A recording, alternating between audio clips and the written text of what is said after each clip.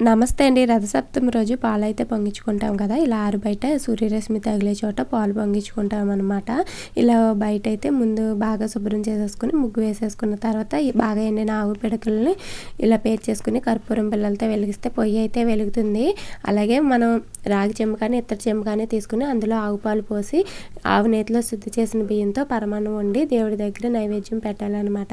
ఈ రథసప్తమి రోజు చిక్కుడాకుల్లో పరమాన్నం నైవేద్యం పెడతారండి. దీనివల్ల మన ఆరోగ్యానికి ఎన్నో హెల్త్ బెనిఫిట్స్ ఉన్నాయి. అలాగే చిక్కుడాకులతో రథం కూడా తయారు చేసి పూజ చేస్తారండి. ఇంకా నేను ఇక్కడ నైవేద్యం అయితే వండేసాను. ఈ వండిన నైవేద్యాన్ని చిక్కుడాకుల్లో పెట్టుకుని దేవుడి దగ్గర నివేదన చేయాలి.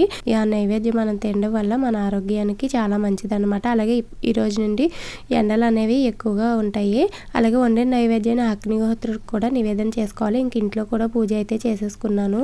ఇంకా అమ్మ కూడా ఇలా పూజ అయితే చేసుకుందండి. వీడియో నచ్చితే లైక్ చేసి సబ్స్క్రైబ్ చేసుకోండి.